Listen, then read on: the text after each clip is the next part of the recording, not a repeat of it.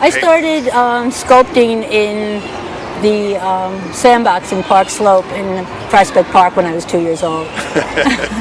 What did you sculpt back then? I was very intense. Like all the other kids were playing and I was not playing. It wasn't fun for me. It was very serious business.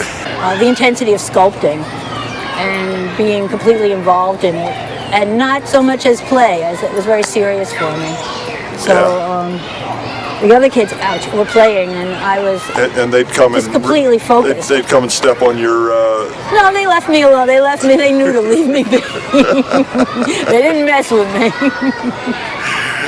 I don't know how, but they didn't mess. They were all on the other side playing, and I was by myself sculpting. So I always was able to fully focus into my artwork.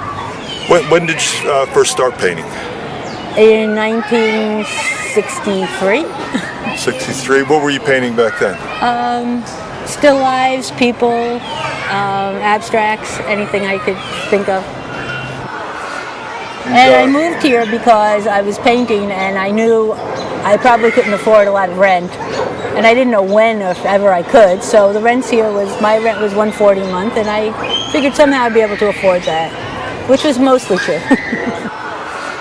But the idea is that I walk slowly with my dogs, and it's not a thing where I can just run through the park or stroll through the park. It's like stopping every 2 inches. And as I'm standing there with my dogs, I'm like looking at the scene going, wow, that's interesting, that's interesting. I could paint that, and just becoming inspired.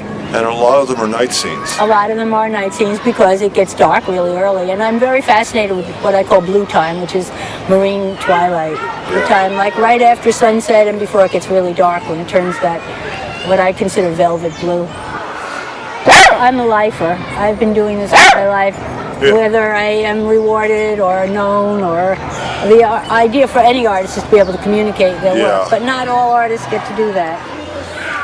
It's the temperance fountain, but the goddess is Hebe. Hebe. H-E-B-E. H-E-B-E, yeah. And she is one of the actual children of Zeus and Hera. She's a pure breed.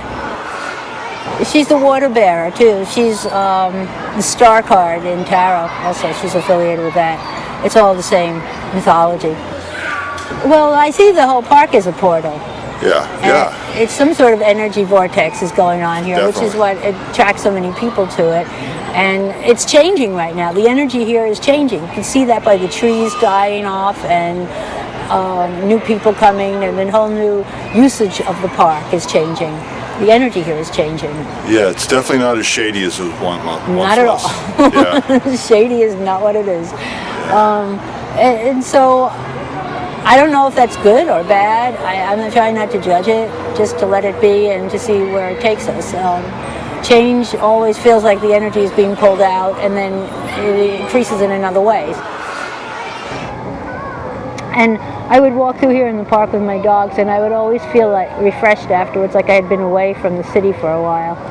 And seeing all those stores and the restaurants along Avenue A, as the light at the end of the forest, the warm hearth at the end of the cold road.